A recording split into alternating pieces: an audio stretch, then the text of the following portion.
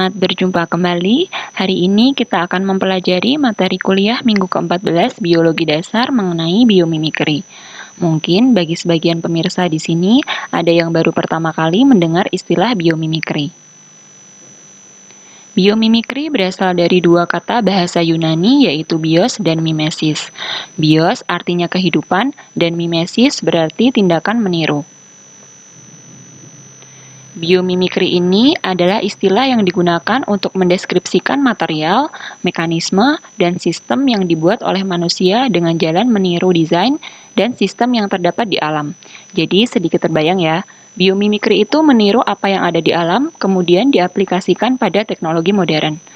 Contoh sederhana yang tidak asing bagi kita yaitu perancangan pesawat yang terilhami oleh kemampuan burung untuk bisa terbang. Biomimikri pertama kali ditemukan oleh Janine M. Benyus, seorang penulis dan pengamat ilmiah dari Montana yang kemudian mendirikan Biomimicry Institute. Janine M. Benyus yang mengatakan bahwa model-model di alam sepatutnya ditiru oleh manusia, memberikan sejumlah contoh biomimikri dalam bukunya yang berjudul Biomimicry Innovation Inspired by Nature, atau biomimikri karya baru yang terilhami oleh alam. David Oakey, seorang perancang strategi produk untuk Interface Incorporated, suatu perusahaan klien pertama Benyus yang menerapkan desain di alam untuk meningkatkan mutu produk dan produktivitas, mengatakan bahwa biomimikri ini adalah sebuah cara belajar dari alam. Penelitian tentang biomimikri ini dari tahun ke tahun semakin berkembang. Cakupan penelitiannya lebih banyak pada bidang kimia dan material.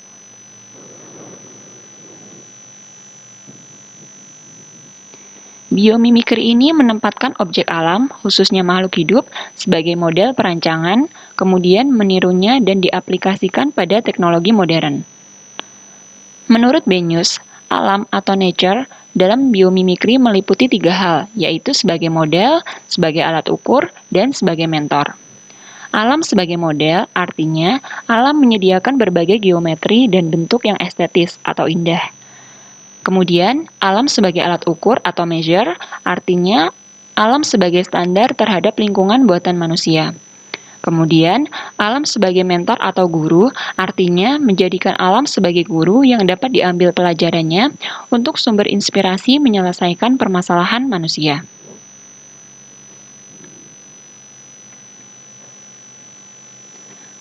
Kategori dalam biomimikri dikelompokkan berdasarkan tingkat kedalaman yang digunakan oleh peneliti untuk melihat atau mengambil inspirasi dari alam yang diaplikasikan dalam sebuah desain.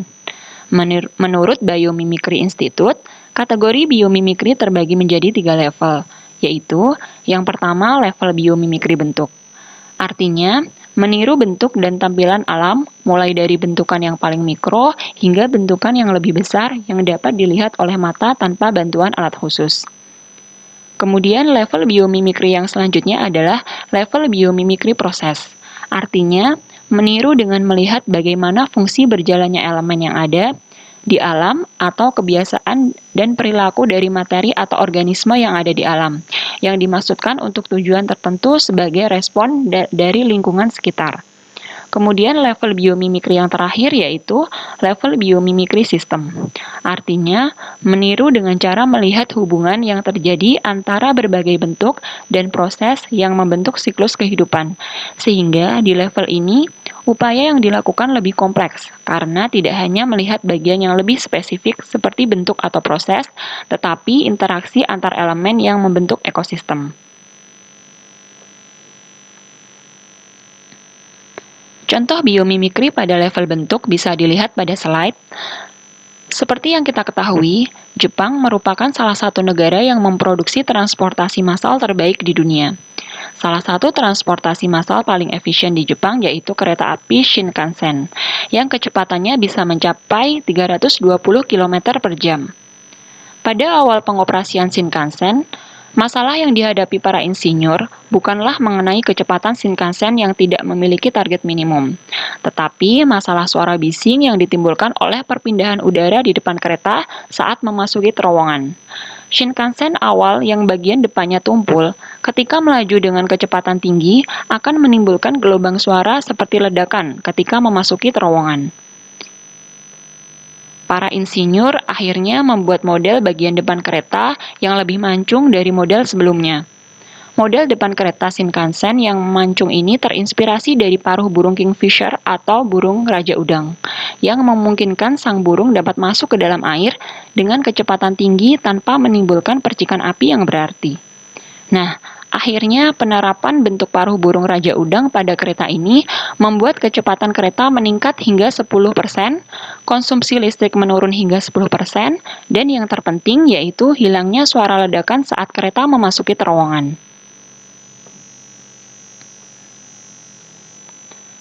Contoh biomimikri yang lain yaitu Ashgate Center yang terinspirasi dari sarang rayap. Bangunan bernama Ashgate Center yang terletak di Harare, Zimbabwe, Afrika Selatan ini merupakan komplek perkantoran dan pusat perbelanjaan terbesar di negara tersebut. Mengadaptasi prinsip desain sebuah sarang rayap. Jadi kelebihan sarang rayap ini dapat mengatur suhu, kelembapan, serta konsentrasi gas karbon dioksida internal sarang sehingga memungkinkan rayap beraktivitas tanpa gangguan. Hal ini bisa terjadi karena sarang rayap dapat bekerja seperti paru-paru, menghirup dan menghembuskan udara secara otomatis. Sifat inilah yang ingin ditiru oleh para peneliti, insinyur, dan arsitek untuk dapat diaplikasikan pada bangunan modern. Mick Pierce, sang arsitek, mendesain bangunan ini tanpa pendingin ataupun pemanas ruangan sama sekali. Namun begitu, di tiap ruangan tetap memiliki suhu yang membuat orang-orang di dalamnya nyaman.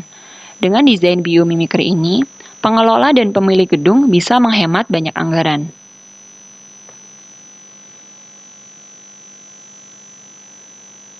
Contoh biomimikri lain yaitu kapal selam yang terinspirasi dari moncong lumba-lumba. Moncong lumba-lumba menjadi contoh rancangan haluan kapal modern. Dengan bantuan bentuk seperti ini, kapal menghemat 25% dari penggunaan bahan bakarnya. Selain penelitian selama 4 tahun, insinyur kapal selam Jerman berhasil membuat selubung buatan untuk melapisi kapal selam yang mempunyai sifat sama dengan kulit lumba-lumba. Peningkatan 250% kecepatan kapal selam terlihat pada kapal selam yang menggunakan selubung ini. Contoh lain yaitu panel surya super yang terinspirasi dari tanaman berbunga. Para peneliti dari perusahaan besar IBM dan lembaga-lembaga penelitian dunia ingin merevolusi sistem pembangkit listrik tenaga surya dengan mengambil inspirasi dari alam, yaitu bunga. Sistem panel surya radikal ini menggunakan serangkaian cermin untuk mengumpulkan sinar matahari ke chip konverter. Para ahli mengatakan sistem bunga tunggal dapat memenuhi kebutuhan energi di lokasi pedalaman dan terpencil yang jauh dari pembangkit listrik besar.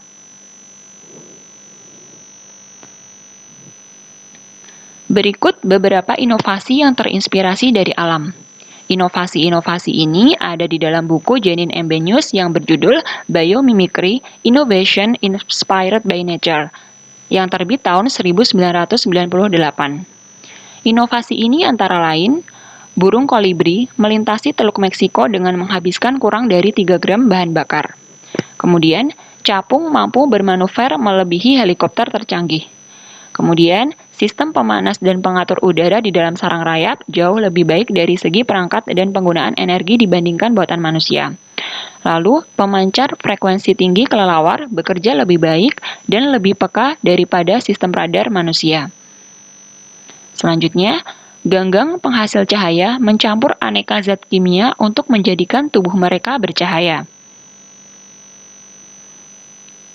Inovasi lain yaitu ikan dan katak di kutub utara membeku padat dan kemudian dapat hidup kembali karena mampu menjaga organ tubuhnya dari kerusakan akibat proses pembekuan es.